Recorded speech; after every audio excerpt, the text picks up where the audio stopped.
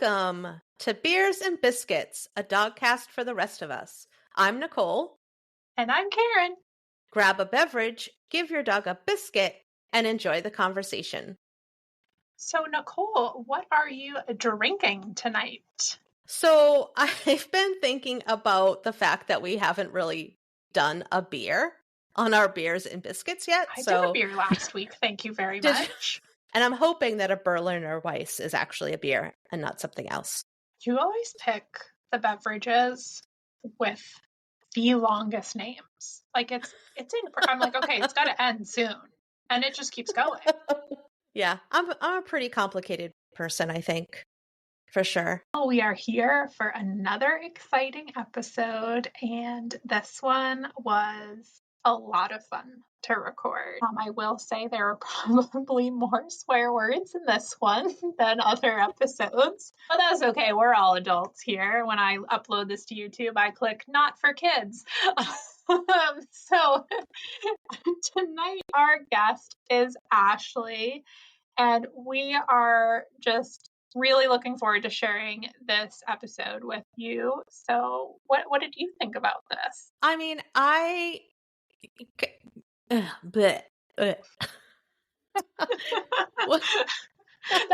what you thought about it? Exactly. No.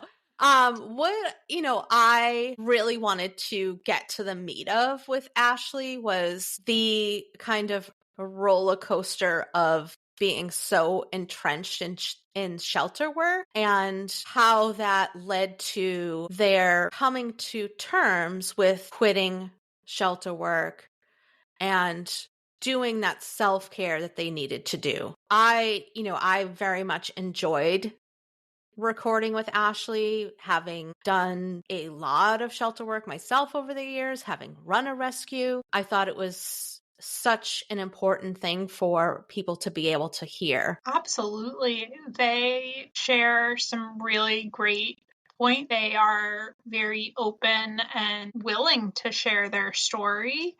I will say I do have some concerns about their food choices. You'll understand in a minute, but we won't hold that against them. That's so funny. Yeah, I may have dry heaved a little bit when we talked about that. I have some concerns, but like I said, we're not going to hold it against them because the rest of their story is so worth making it through that small section of our journey together. Right. So what about you, Karen? What were you most excited to talk about Ashley with, or talk with Ashley about? Wow, words are not happening today. The English language is a beat. But when Ashley reached out to us, or we reached out to them, I forget which order it was in, but they brought up the point about taking a step back from training and not having the emphasis be on every interaction with your dog should be training. And I just love that because it's something that I personally believe very deeply in, even though I am a dog trainer. And I think it's a message that sometimes gets lost in this journey we are all on. And we think we have to train our dogs every day. Getting another professional's perspective on it just really helps reiterate some things. And I hope people can be open to hearing that and implementing it into their life with their dog. Right, exactly. Kind of changing our frame of mind a little bit from, everything that's been thrown at us, that, we have to have strict and rigid sessions and we have to,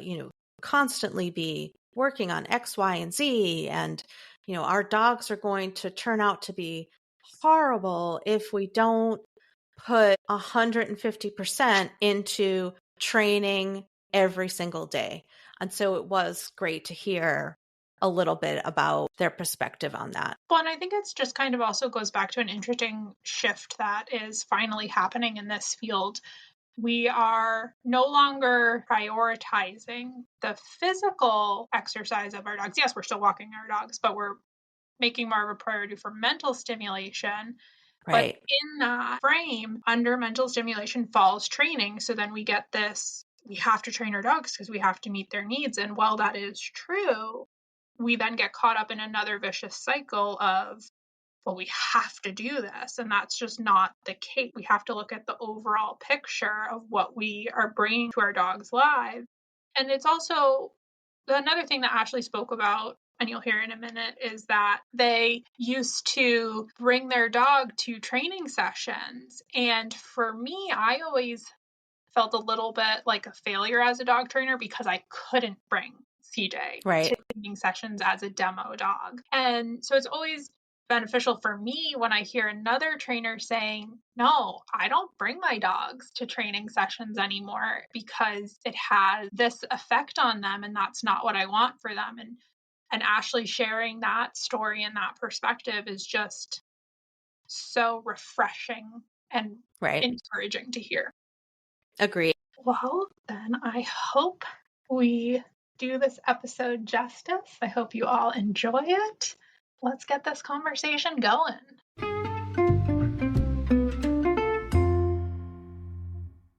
So we have a very exciting guest on tonight that I am excited for you all to hear their story and just learn about them in general. It is Ashley of Mannered Misfits, and Instagram has brought us to this lovely human, and now Beers and Biscuits is bringing them to you. And so, Ashley, do you want to introduce yourself? Sure.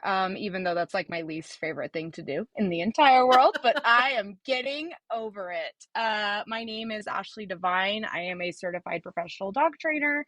I am also a dog guardian. I am a pansexual queer alien cowboy from Boise, Idaho. And I also enjoy pinball and horror movies outside of the dog spectrum of life. So yeah, that's me, kind of in a nutshell. Nice. Love it. What more could you want? You know, that's everything. So many flavors of me. So I have a icebreaker question for you, Ashley. Totally. What is your weirdest food combo? So foods that I like together? Right, that other people would look at that and probably barf. I mean, I feel like there are so many qualms about food and like what you put like in food, and I just feel like there's so many that people are like, that's disgusting. For me, I really enjoy French fries and a chocolate shake. I really like, Ooh. yeah. Yep. Salt on watermelon, also Ooh. tahine, if y'all are familiar with that. I got one ew, so I mean, you know, just blending it together. I like to put hot Takis or flaming hot Cheetos on casseroles. I also like oh God, what else is there? I think that's like a good start, at least. So, but what kind of casserole are you putting hot Takis on? Oh, It's like a green bean casserole. Yeah, I've done that before. I've done tuna noodle casserole, a couple of other like, you know, like I grew up like total just like food stamp kid, so it was just like, how can we create these meals and make them fun and not taste like cardboard? So that was one of the ways I did that. I really like potato chips on sandwiches. I like, yep. And I also, God, I just had one. Oh, and I'm a pineapple on pizza person, so I'm in that club. Yes. Get out. All right, both of you get out. Get out. I can't get out. You invited me in. I love pineapple and olives on my pizza. Oh, yes. Yes. Well, I'm not coming to dinner at either of your houses. Well, nice. I think Fine. we're all really far away from each other, so I'm sure that you know, is also kind of ebbing into like a travel time. Minor detail. All right, so my icebreaker question for you is, if you were a professional wrestler, what would your entrance song be? Oh, I love it.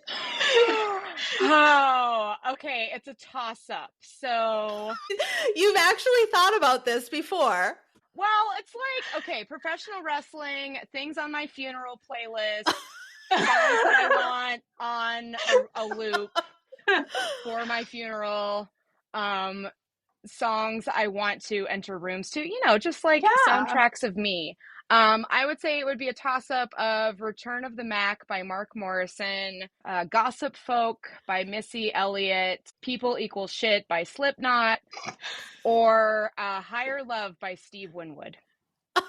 These are solid choices.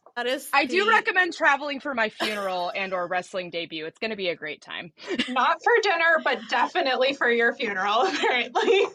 I'm not quite sure that anywhere else we could work in Slipknot and Steve Winwood in the same sentence.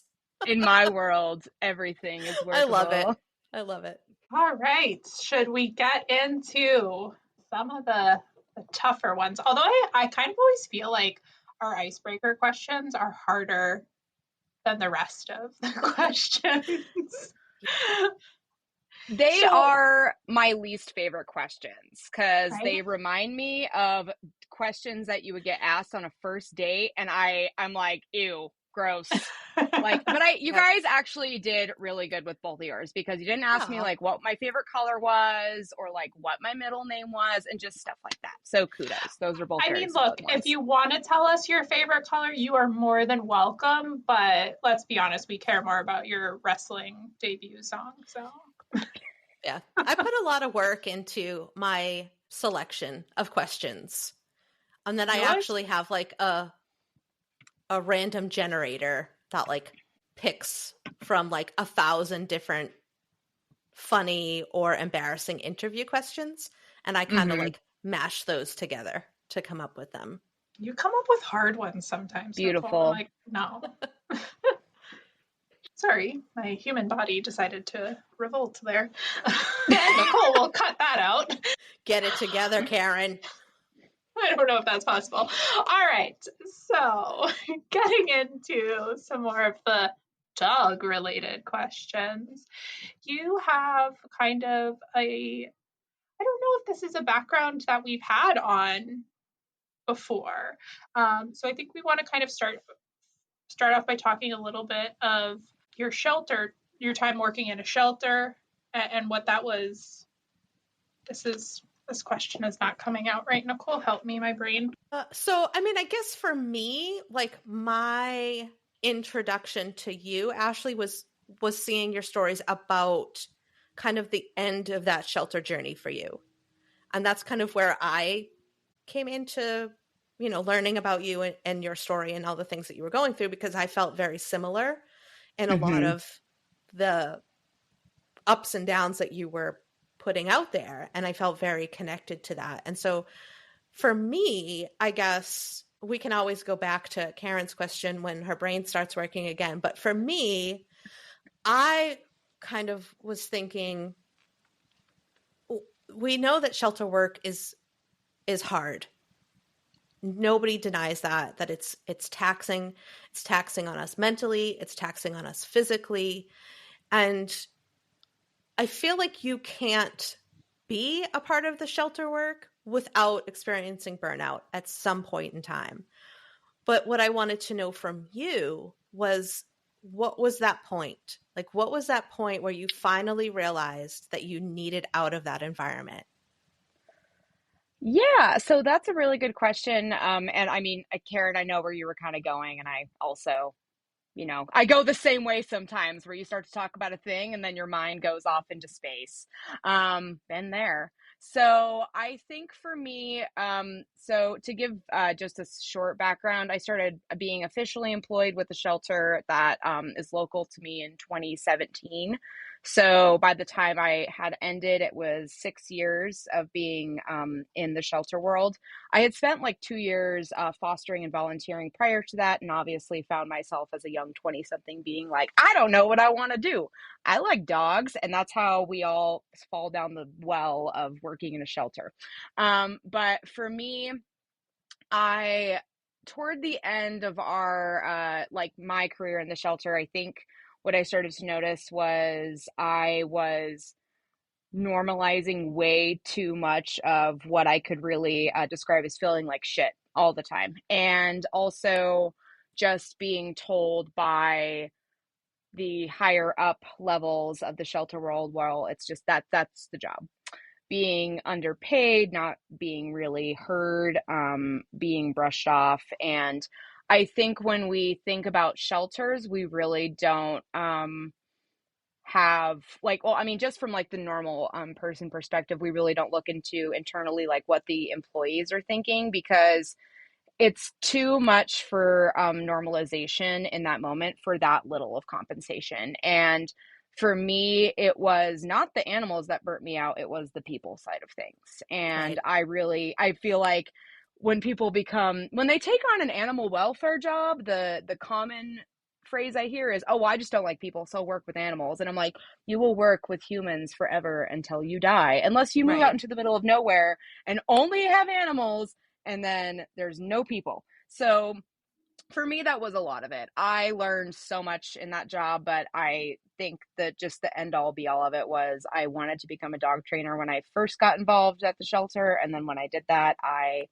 started to ask myself why I was still working there. So that it will actually be a year in December when I put in my notice to leave. So Yeah. So what was the difference for you in the shelter, being Ashley, the guardian volunteer that really wants to help dogs, and Ashley, the trainer paid to work with shelter dogs? Like, what was the difference there for you? right. So I think that for me, what it ended up kind of boiling down to was the managed intake process that started happening in the last year I was employed there. And that was when people had to start making appointments to surrender animals. I also started to notice that my trainer brain and my I'm just a normal dog guardian brain were really like separated. And I think that's because I am very open about this fact, and I don't think I've ever, tiptoed around it. But if anyone who's listening or anyone who follows my Instagram knows my first 2 years with Layla, it's pretty clear that I would not want to be in this situation again with a dog. It taught me the most, but it was so insanely taxing that I'm really lucky that it worked out in the way it did, but it's not necessarily a situation that I would sign up for again. So I think when I started to empathize with, people having to surrender their animals, and not necessarily because they don't want to take care of them, a lot of it toward the end was honestly just classist issues, and, also aggression issues, unfortunately, in the home, lack of resources being provided for the people, just in regard to like basic animal knowledge, like body language and things like that, because those things are so like brushed off, but they can be probably one of the most baseline things that people can know to prevent instances, because things don't just happen out of nowhere. So when I got down to like the nitty gritty of it, it's not like when people are telling me like my dog became aggressive out of nowhere. It's just I empathize with that because I too was in a situation where I was a young 20 something that went and got a shelter dog, and she will be okay with everything forever, and we can do whatever we want. And that was not the case. So for me, you really have to have, and even being a trainer, a large amount of empathy for people who are in that situation, but also who have animals that kind of hinder, their day to day. And, I don't want to say hinder is kind of for lack of a better term, but like, they have to build their lives around their dogs. Right. And I follow lots of accounts like that. So I think that that's where my level of empathy was, I really hate to admit it, but a lot higher than most of my fellow coworkers, because that was also another thing that really burnt me out, was kind of hearing the constant like negative comments. And I'm like, all right, okay. this is getting a little old. Well, and I think too that there can be such a negative connotation about shelters and shelter dogs, and that alone can be draining, because there's this idea that people are just dump animals for no reason. And Right. well, there's always those cases. I think we forget that sometimes these people are just at the end of their rope, and this is what they can manage in that moment. And people in shelters like you have so much empathy for these people, but then who's in your corner backing you up at the end of the day? Right. I think you do kind of get hardened to that, though. I mean, at least for me. I don't sugarcoat stuff, and I don't lie about anything that I've been through or done, or, that includes the things that I'm not proud of. And part of that, I think, working in rescue and having my own rescue was, you start out so empathetic and you start out wanting to just help everybody and help every dog. But then, because that burnout starts to creep in and that lack of self-care starts to creep in, then you start to get this like hardened shell on you where that empathy starts to fall away. And I just know, like, for myself running rescue, that I got to the point where I did feel that way. Like, I was like, okay, here's just another person getting, dumping their dog. And it just got to the point where I feel like that script took over more than the script in the beginning of, I want to help these people. I want to help these people and help this dog. And then you kind of get into that trap of feeling like that. And it wasn't until I was that person that had to rehome my dogs that it sunk in, that, wow, I lost myself there. Like, I lost the empathy for people. I lost my compassion for people. And it took, really hitting that bottom of, shit, like, now I'm that person that I had to do this and I had to go through that. And I feel like that happens a lot too in rescue. And I think maybe that sometimes is where people start to kind of take stock and they start to realize that this is the time, like, I need to get out. So then I think I remembered my question. I think my brain decided. Yay! It did it. It did the thing.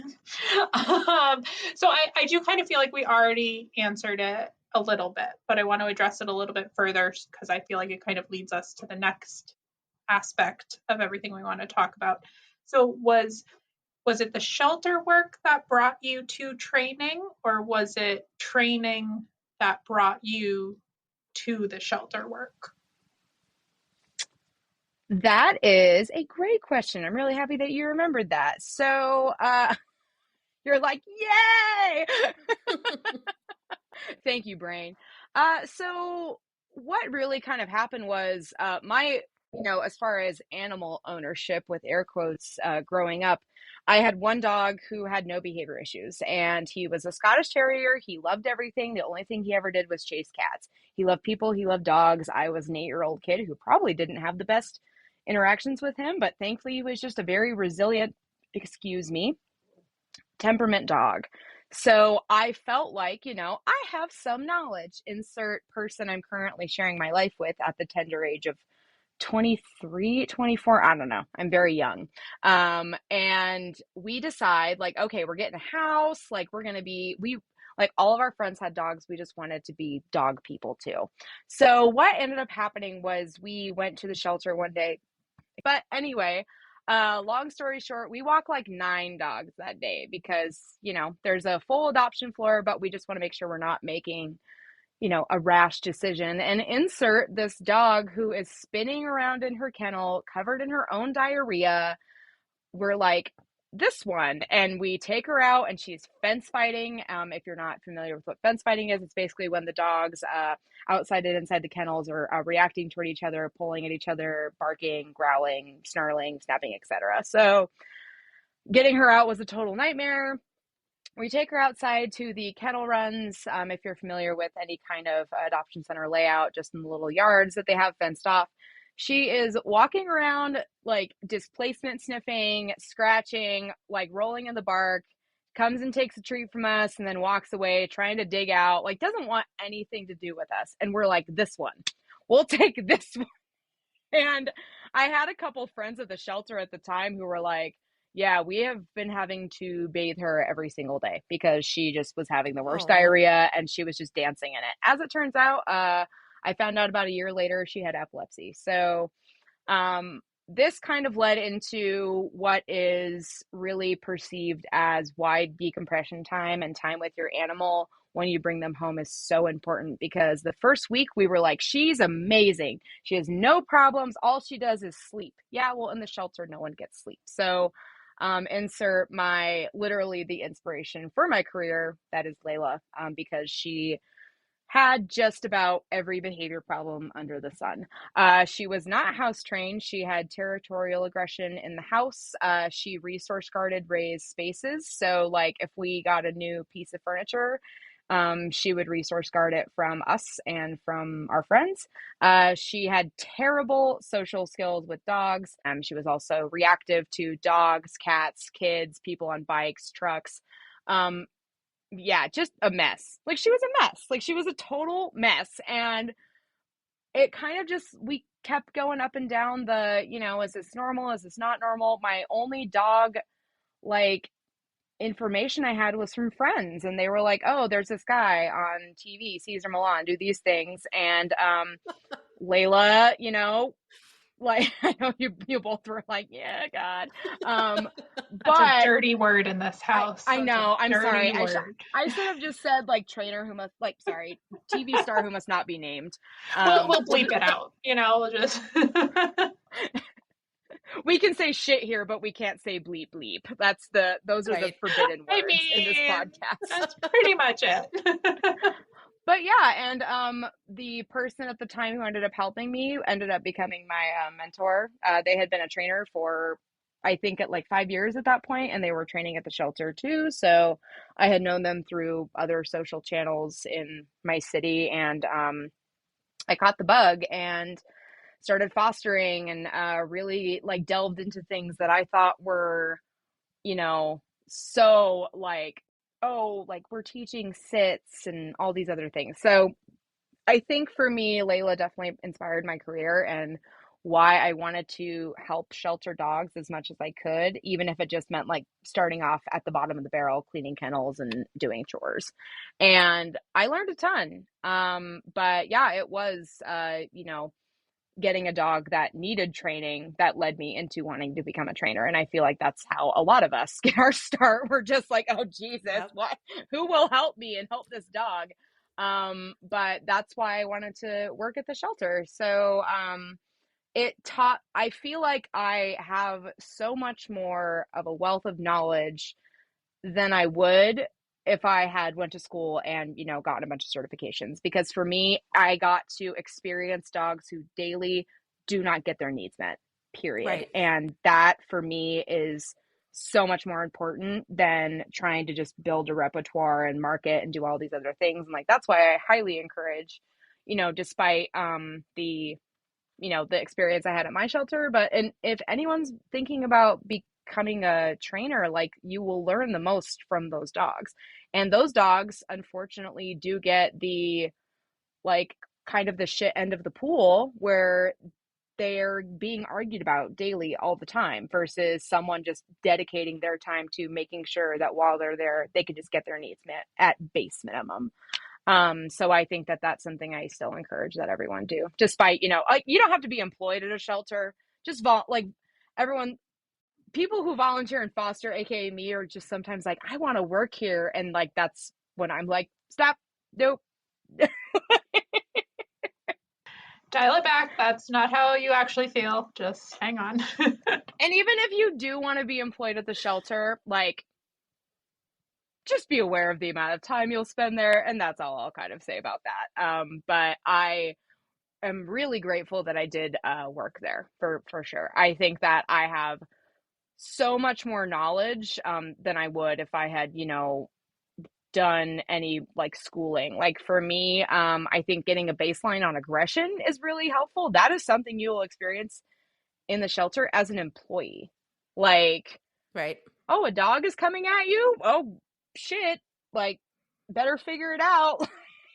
It's kind of like a crash course into it is all of the behavior problems, right? I mean, you could be a trainer for years and years and only specialize in puppies or, basic obedience or, getting people through the multiple CGC tests and never actually deal with behavior problems.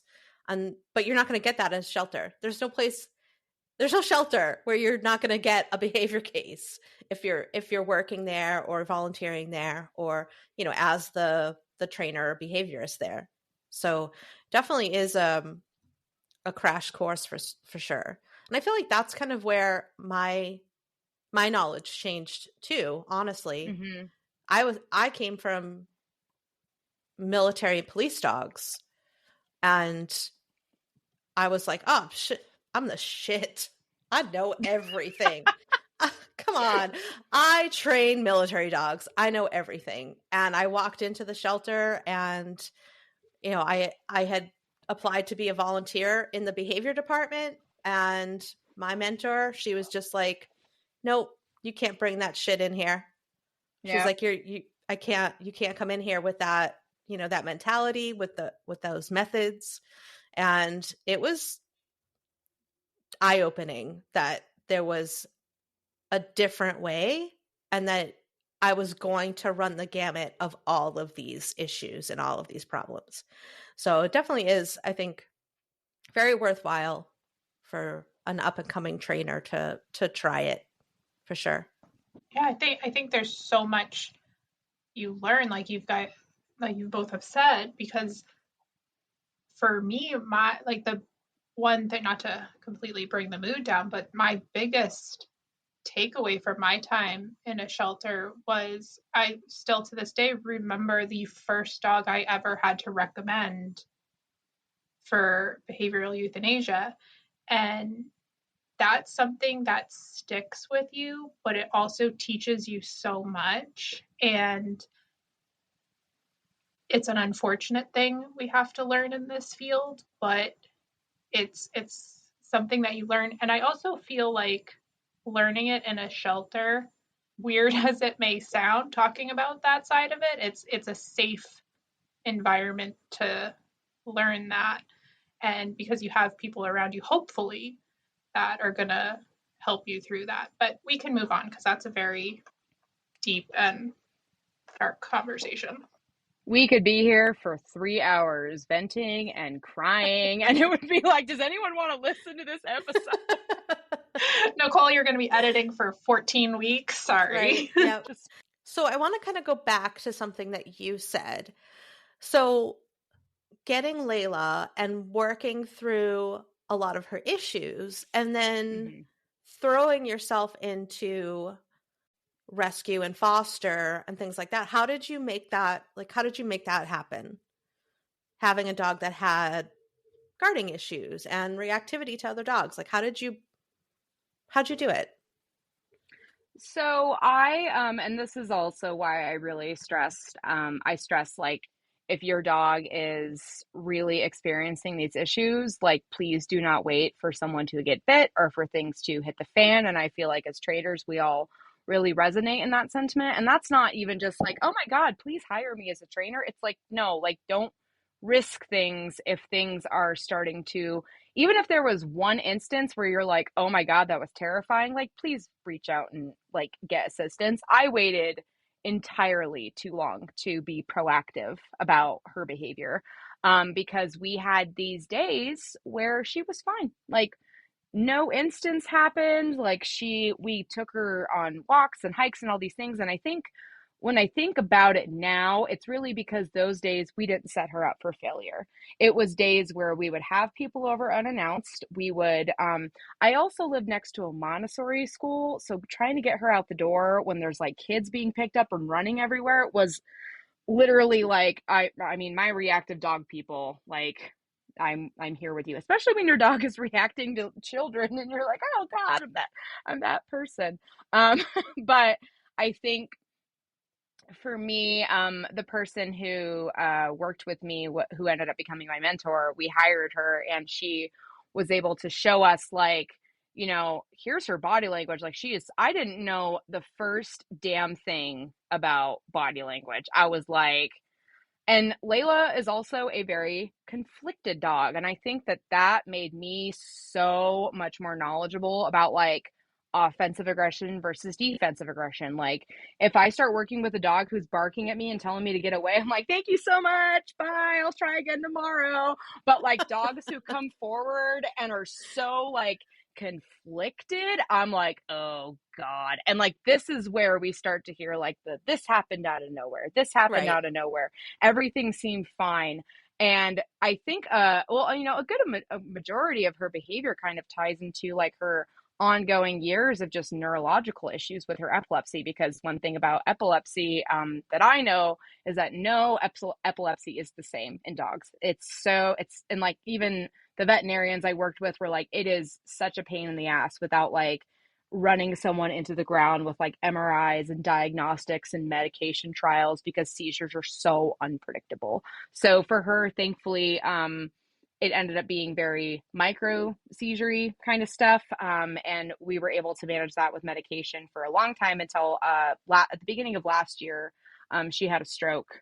And I noticed that she hadn't been having seizures for a long time, but then I also noticed her behavior shifted dramatically. So she ended up getting a diagnosis of, she probably had some sort of like stroke-like event, has like a tumor or something, without dropping like a ton of money. Also at the time she was about to turn 12, and I'm like, I'm not putting her through all this stuff. Like the fact that she's even 13 right now and is like, I want to go do stuff, I'm like, okay, we can do that.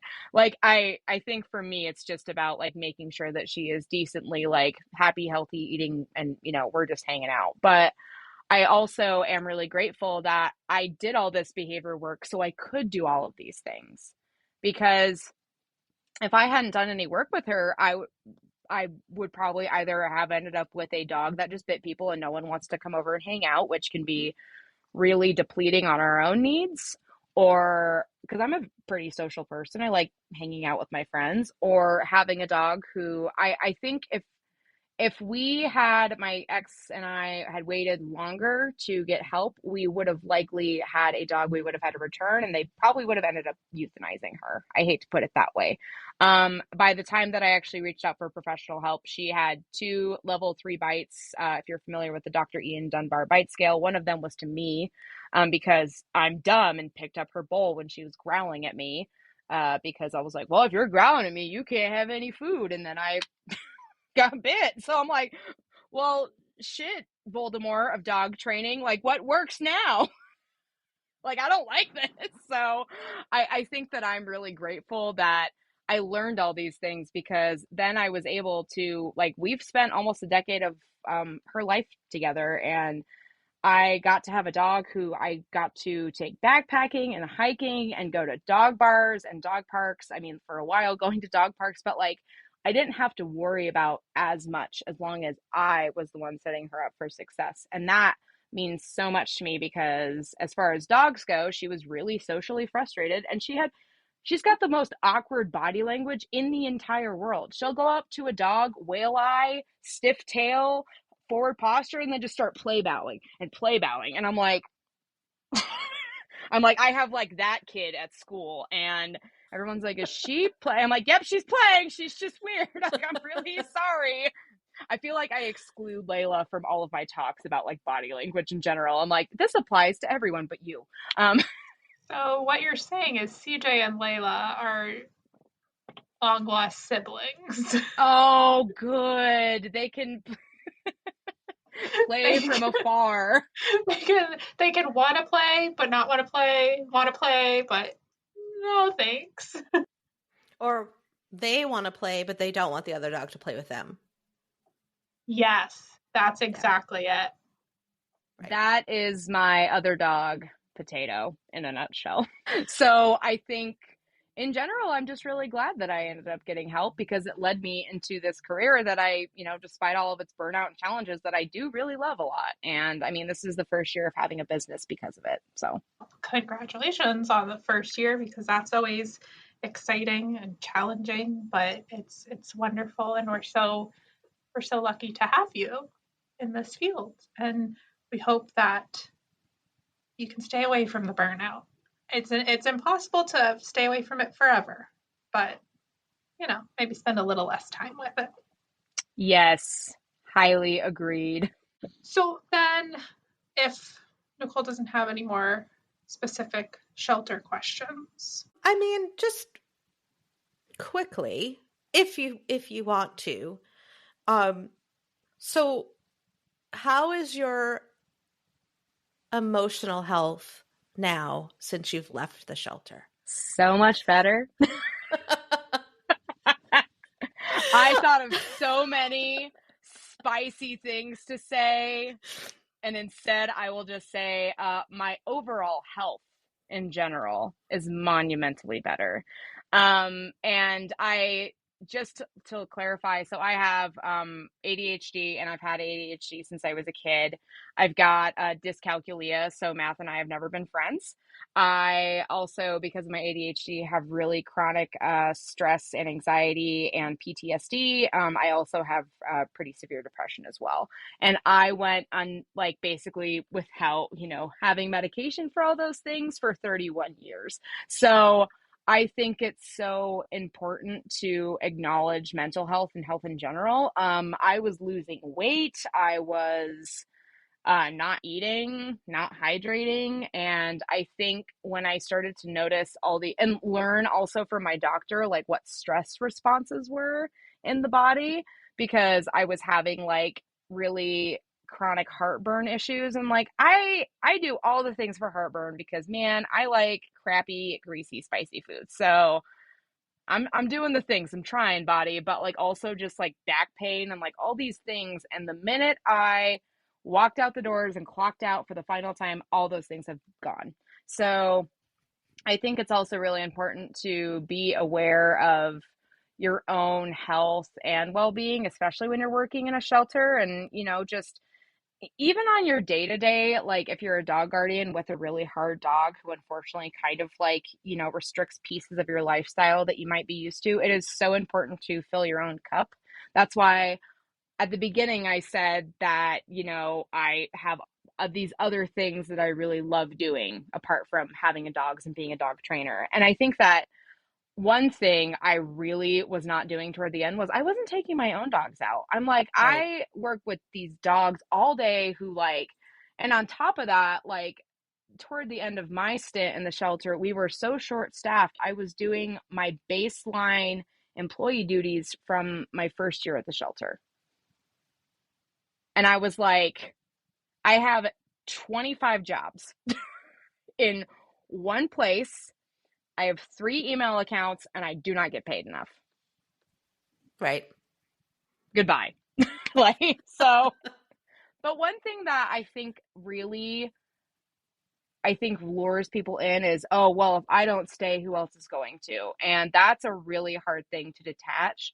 I thought about quitting for a month before I said it out loud. Right.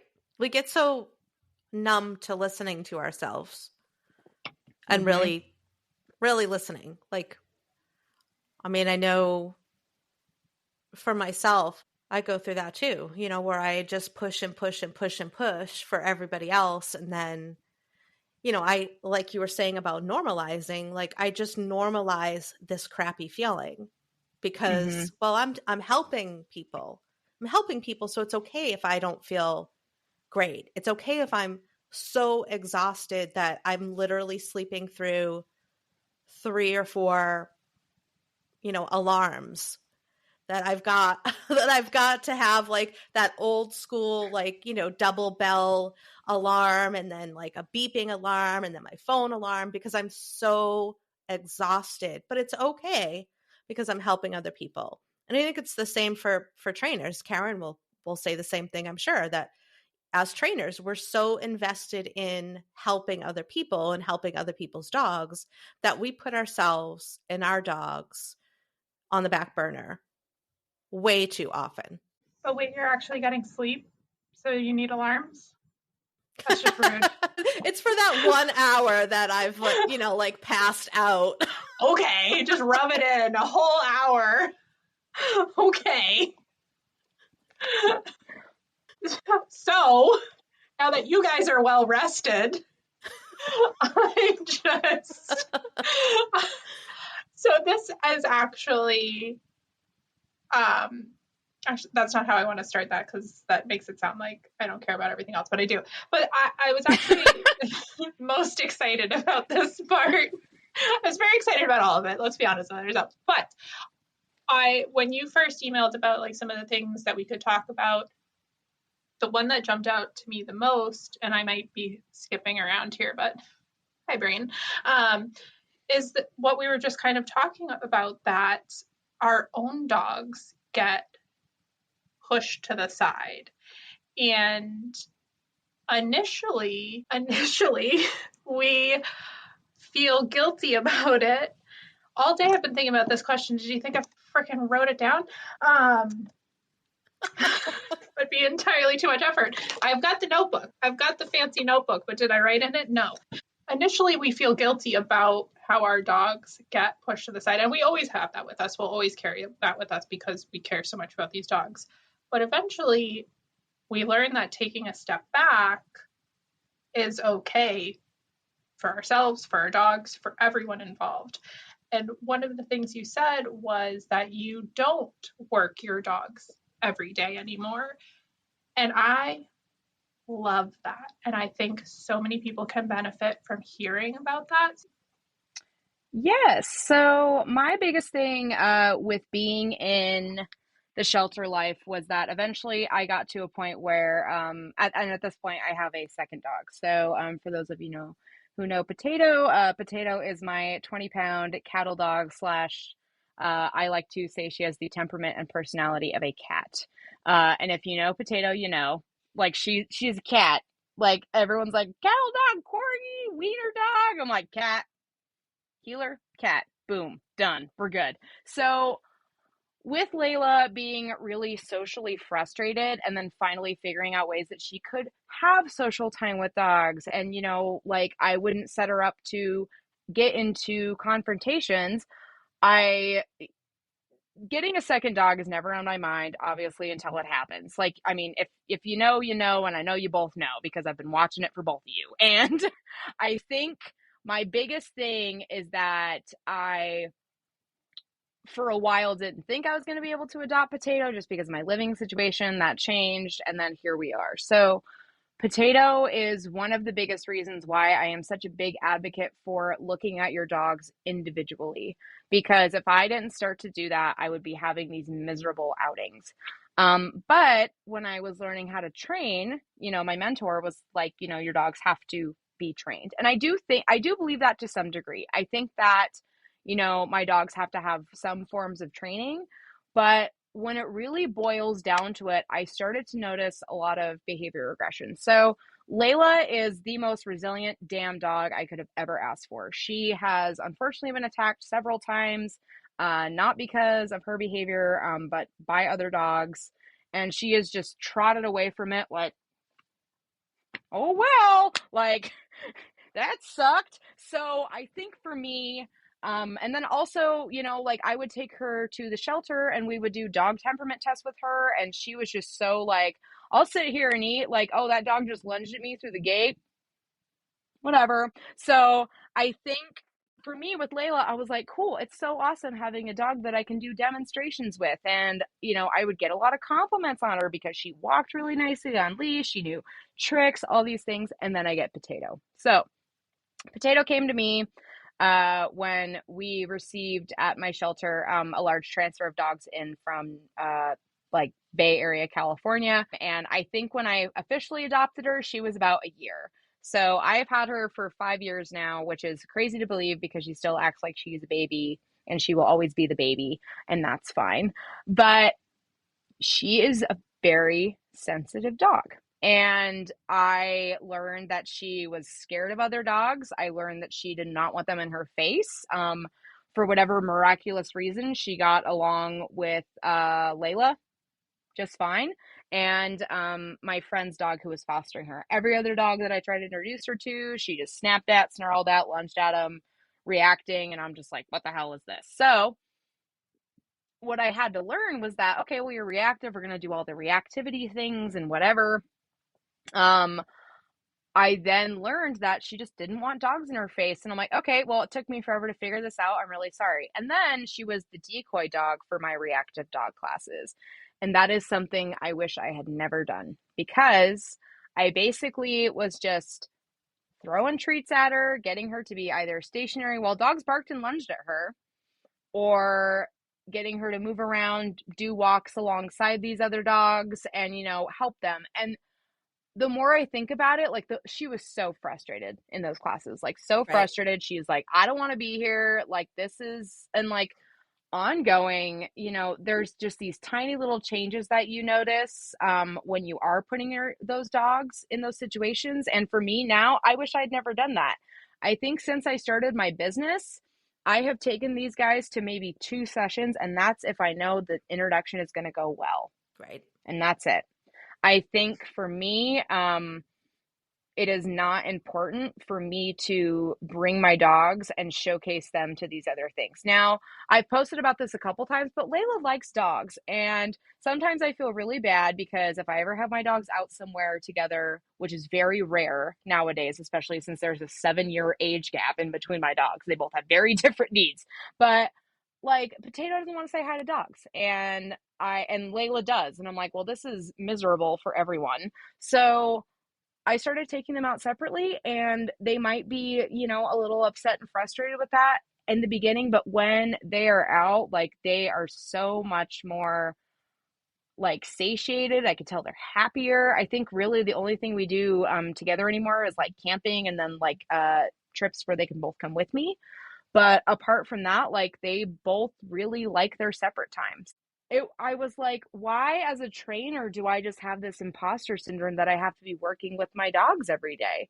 Right. Like if we look at general normal obedience training, and I tell my clients this, I am very open with them. Potato won't sit or lay down next to a dog she doesn't know. She's like, no, thank you.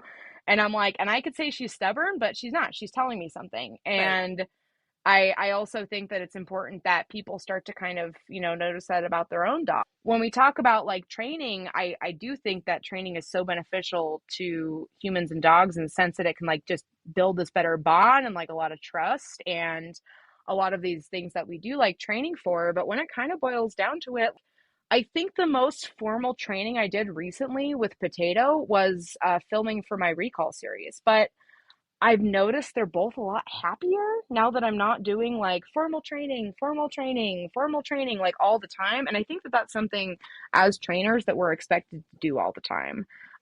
Or we think that we have to do all the time because, if the internet sees our dogs misbehaving, they're going to be like, well, you're canceled. Like your dogs clearly don't know how to behave. What? Actually, your dog's not perfect and is not a robot? I don't believe it. I think one time, oh, go ahead, Karen. Oh, no, go ahead. You're a guest. I can talk anytime. I think one time I did have someone who said, as we were leaving a class, was just like Potato is so perfect. Like she doesn't react in these classes, blah, blah, blah. You know what? Dogs aren't perfect. And she's very like subdued in this class because I was just throwing food at her. But this is also something I've learned being a trainer. Like just because she's taking food doesn't mean that she's happy. She will eat anything. Like I think I've finally found her lowest value, and that is lettuce. Like low value lettuce. She's like, all right, I'll still do it, but yeah. But I think for me, realizing that behavior now around other dogs would have been just like a little bit more like loose and comfortable had I not put her in those situations all the time. And I feel like as dog trainers, we're expected to work with our dogs every day and like demo with them and bring them to all our lessons. And I'm like, okay, girls, like physical needs are met. Like, here's your enrichment. Here's, your TV show that you're currently watching. I'm going to go work with other dogs for a while and you can stay home and sleep. Like, I feel like they are both much happier because of that. And for me, I've noticed that like Potato, if it's not busy in places with dogs, I can bring her now. And it wasn't like that when I was taking her to reactive classes and then trying to also work on her reactive behavior when we were out and about and like got my clicker and all my stuff. And I'm like, I don't know, she just kind of looked miserable because she couldn't like differentiate. But like looking back on it, I'm like, yeah, I would have been like, okay, some stuff. Great. Cool. Thanks for telling me you don't like XYZ. You don't have to come. I feel like this transition among certain pockets of trainers to deprioritize training and obedience and like everything being so structured and rigid and your dog has to have the perfect downstay, and I feel like I'm seeing this transition away from that, and I love it. I love it. Just like what you said, I don't think that we should say that there's no need for training. But when I look at, like Peter, for instance, I have done no training with him at all. I have not sat down and taught him a single thing repetitively, to teach him something. Does he do everything that I need him to do? Does he go with me places? Does he, I went to visit Karen and we went snowshoeing and he was off leash. Oh my goodness. But he can do these things because I've prioritized other things. I've prioritized how we relate to each other. I've prioritized things like, I want you to feel okay in XYZ situation. I wanted a dog that was good for traveling with me. So I don't necessarily care if he can do the perfect heel. It is of no consequence to me. Could I teach him to do it? Of course. I could teach him to do it probably in, I don't know, a couple of repetitions because he's smart and we've developed a communication in which I can work with him and he can work with me. So the training aspect of it's already going to be there. So whatever I want to train him is going to be there. But I've prioritized so many other things that the training is almost irrelevant, I feel like. Well, and I just feel like there were so many things that you were just saying, Ashley, that I wrote them down. Uh, and I think it's important that we kind of unpack them just a little bit because I think they kind of all go hand in hand. And to start this off, one of my favorite things to say when I'm taking a history of a new client is because I feel like there's kind of this trepidation or this shame even around it. Before I even start, I go, before I ask you this question, I want you to know I don't remember the last time I actively trained my dog. I don't walk my dog every single day. And then I ask my questions because I want them to feel comfortable. But I think we have this problem of this idea of all of the time because of social media. And now social media has been a beautiful thing. It's brought us three together. It's brought us a lot of new friends and great resources. But where you were saying you felt like you had to do this, or you felt that you had to bring your dogs with you, there became this idea of, okay, well, CJ, you've got to perform. I've got to get this content. And meanwhile, he's going, please just let me lay on the sofa. And so social media kind of feeds into that. So we need to be aware of that. And I think, like Nicole was just saying, that there is this beautiful shift happening of less sits, more just relaxing. So I think you're right on that. We need to do less. Or more bonding, right? Like the training Yes, will come. absolutely. The training will Exactly. come, but you're just making it harder for yourself and the dog in the long run if you're prioritizing the training before you've got the bond. Like, I don't know if that makes sense, but Yeah, it totally does. I feel like I'm very transparent with my clients. I'm like, I don't remember the last time I traded like a formal stay. I really feel like this year I am prioritizing so much more of like the dog's feelings, the dog's predictability, because dogs aren't good at generalizing. So they're like, everything's unpredictable and I'm upset. Because a majority of my work is like with aggression and reactivity, and like I'm slowly trying to ebb into separation anxiety, very smally. And I feel like sometimes it's so expected of like, sits. Like I will literally die on the hill of like fluency. Like I cannot, like every time I get out my treat pouch, the dog sits down. I'm like, perfect, we did it. Like like that's fluency. Like this is the dog being in the space with us, and right. it's like snacks cool, butt on ground. What else do you want? And I'm like, great, okay, we did it. Like I mean, that's my life goal: snacks and butt on the ground. yeah. So Karen, we need to meet our own needs. I'm like, is anyone going to work with me if I'm not constantly like telling their dog to sit and doing all these things? Like, I don't ask diddly squat, especially from the dog who's jumping all over me and literally so frustrated it's missing the treats I'm trying to toss to manage the behavior. Trying to get everyone, I'm like, let your dogs just stand up. Like, why can't everyone just stand up and like observe things? And if they want to sit down, they'll be comfortable. Because one thing I really stressed this year from, me being a dog guardian of dogs who will not sit down if they're comfortable, I tell people to use that. If you want to cue your dog, it's more of an ask of like, can you sit? Okay, you can't sit. You're not comfortable. We need more distance, instead of sit. Like I really feel like structured training is the idea going in with some of my clients. And then it's more of just like, I want your dog to feel kind of like, what Nicole was saying. Like, I want you to feel good about things. I want you to have your needs met.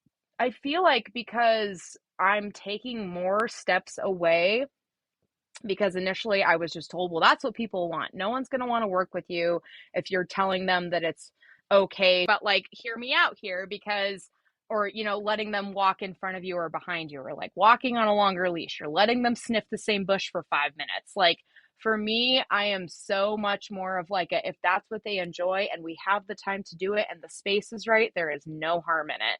And getting rid of this guilt that people have because their dogs don't look like that and what we see on the internet. I have walked away from so many beautiful training sessions and I'm like, I didn't film any of that. Damn it. But it's okay, because my priority is not with, like, oh, good content, like, hang on. Okay, Right. now make the dog react again. I just feel like, what I want to show as successes. And if I can't show successes, I'm not going to prioritize that, because safety is my biggest concern. Right. So I feel like it's so important, like as a dog guardian and a dog trainer, to be like, I don't train my dogs every day. They don't come everywhere with me. Most of the time, they really just prefer like all day they have just been napping. But I feel like there's not enough like time that people give themselves to really just kind of sit down and go, what do I want to do with my dog? Right. Because for me, if like we're going to continue to walk around the same neighborhood forever, it's going to be kind of boring. Like I like, depending on the dog and like, phobias or something, I totally consider. But like, if meeting the dog's physical needs is something that we need to focus on, and also mental needs, then we got to kind of start there. And like these bonds get so much better. And I'm like, you know what we're going to teach our dogs? We're going to teach them that looking up at us or orienting to us and looking back down to the ground. Because I just like, we're going to teach our dogs to eat. And people are like, what? well, and I think too, even just shifting the question a little bit, because it's a beautiful question in itself. What do I want to do with my dog? But I think if we maybe switch it to, what does my dog want to do with me? And that it changes the mindset of forcing or getting your dog to do something to actually meeting your dog, actually understanding who they are, because like we've talked about, I wanted CJ to be that coffee shop dog, but CJ in no uncertain terms said, I am a couch potato. And when I listened to him, that relationship really changed and bloomed, and it became beautiful instead of a battle in a way. And I'm sure we can all kind of relate to this in the way of, we have these reactive dogs, and in the beginning we have this shame around, well, who's going to want to work with me if I have a reactive dog? So we have to change the dog. We have to prove that it can be done with our dog. And that's just not how it works. So just shifting our mindset to, what does my dog want to do with me Right. is a big one. Absolutely. Like that's it right there. And I think too, like the other way to kind of reframe that for people is, what is this going, like, what is the benefit of this, right? What is the benefit of making your dog whatever, not sniff, right? Speaking of social media, we've seen plenty of videos where people are like, your dog cannot smell on a walk unless you tell them to. Well, what is the cost to you to let your dog sniff? Like, legitimately, tell me what that costs you. If you don't have enough time to let them sniff, then we need to figure out how you can build in enough time. But it's no cost to you to help them feel comfortable and to help them feel like they are your partner in this journey. That why else would you get them if you weren't looking for a partner on this journey? And so, I used to kind of flip that back on clients too and just say, well, what is it that is preventing you from allowing your dog to do XYZ? Let's talk about that. Because 90% of the time it was, well, they're just supposed to walk on, they're supposed to walk and heel. They're just supposed to, whatever. And I think the more that we kind of get away from that, and that we, in a very gentle way, challenge clients to really look at that, are we, building a cooperative relationship where the dog feels safe to communicate with you, where the dog feels comfortable enough to communicate with you, versus like what Karen's saying, are we doing it for us or are we doing it for them? Yeah, absolutely. I think that's something I always kind of like at the forefront. I'm like, if you're saying, I just want to get the walk done, we got to talk about something else that you're not so frustrated doing with your dog. Because if the neighborhood walk is going to be the only way you satiate their needs, what other things can we do? Like, because if you're frustrated and they're frustrated, this is not a good time for everyone. So what are other ways that we can kind of like think about meeting needs, and why your dog doesn't want to do XYZ, and why, but you also don't have time to let them do this thing that is very species specific and important for them. I feel like we just went really deep, and I loved every moment of it. It's a lot, though. I mean, it is a lot to unpack all of the things that go into working with dogs, working with their people, working with the emotions of both of those things, and also tending to our own needs and our own emotions, and finding that balance to all of that where we can be productive. So I think kind of the big takeaway for this, hopefully, is a common phrase I hear and read a lot and say a lot is, remember to give yourself grace, give your dogs grace, and honor the dog. Don't shock the dog, and your relationship will be so much better. Right. Nobody else can determine what is important to you and what is meaningful to you than you and your dog. And so not listening or trying not to listen as much as we can to those outside influences. Like, I know, Karen, we've talked about it before, like this need to be, well, I can't show people that I have a dog that has an issue because then nobody's going to want to hire me. Or, I can't tell people that I don't train my dog, because who's going to want to hire a trainer that doesn't actively train their dog? And so I think we just need to get a little bit better about not letting other people decide what's of value to us. Now, you don't need to subscribe 100% to everything I say. That's not real life. But if you don't like the information that I'm sharing and who I clearly show I am, I'm not your dog trainer. I'm not, we're not going to work. And getting to that place in a business, it can be scary because you are alienating potential profits, but it is such a good feeling to just stand in who you are and what you believe in, and then you really find your clients, and it's a lot of fun. So, Ashley, do you have any questions for us before we wrap up? I don't think so, but one thing that I do really think about when it comes to like active training and stuff like this, I think following both of you for so long, like Nicole, you've been around for like ever, and you've just got like so much, like you've watched everything just shift for so long over time, to the point where like now you've got this like fairly new dog to you, and you're just like, here's how I'm going to treat it. And now you've got all of the things that like you would want in a companion because of all the stuff that you learned. Like now you've just got this like really cool dog that you don't really have to like put a ton of work in. Well, I mean, not a ton of work into, but just like you're looking at things differently. And I think Right. that is so beneficial for everyone, just to look at things a little bit differently versus their previous dog. Because one thing I always remind my clients is that like this dog is different than your last dog. My own partner, I unfortunately ended up becoming his dog trainer because I went, this is affecting our relationship. And I know you don't want unsolicited advice, and I don't want to give it. But now that we're taking steps to differentiate that relationship, like his mindset has completely changed. Like he was one of those people that was always told like a tired dog is a good dog. And, Right. now Olive is capable of doing so many other things because of him being willing to shift his own ideas and things he's known for a long time. And also with Karen, like, and the 2 dogs in her house and like all the integration stuff, and like that stuff takes so long.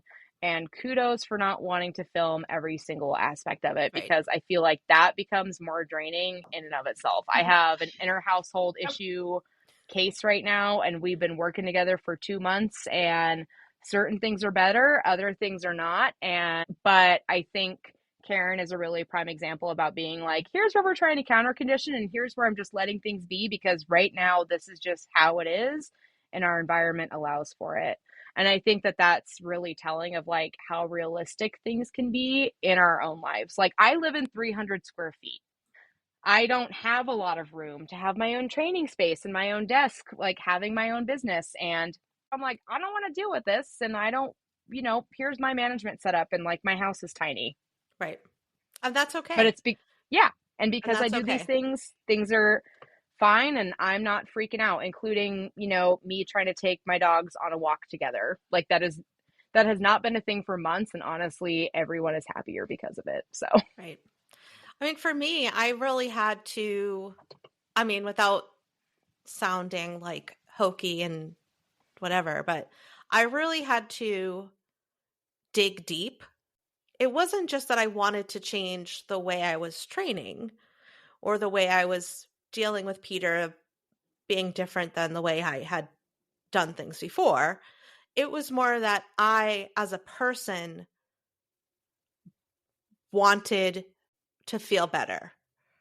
I wanted to feel better about where I was going with Peter. Not that I didn't, I prioritized different things with Zed and Charlie, and they were both great dogs, wonderful dogs. I couldn't have asked for better dogs. But that doesn't mean that I did everything right. And the things that I didn't do right really wore me down, were really heavy on me, and I feel like carry that today. So it was more of this, I wanted this shift in myself and I wanted to be just a better human. And so I couldn't be a better human and still do the same things that I was doing before.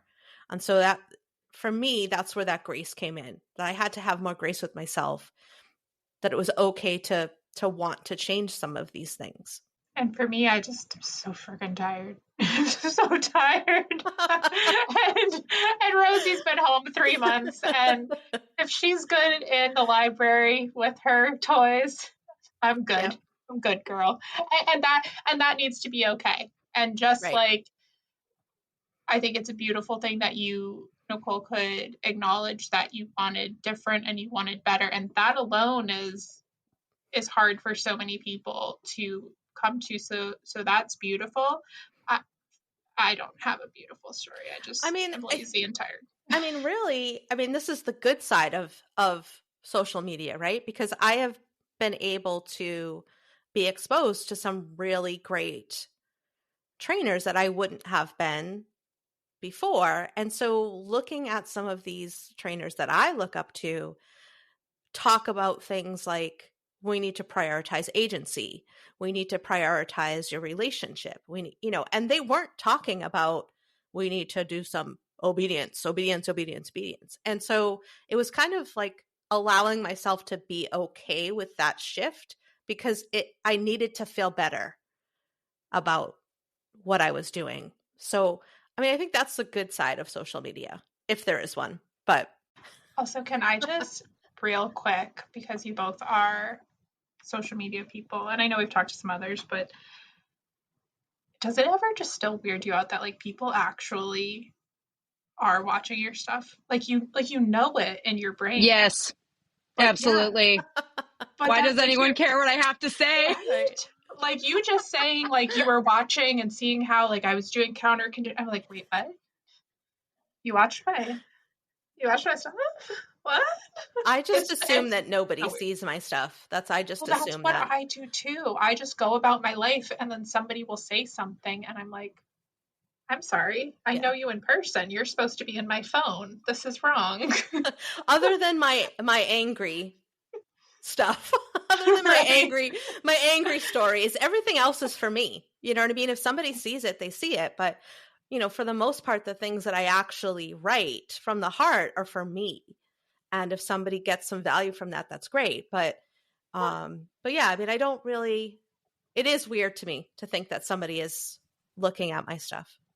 And like, I'm honored. I'm very honored.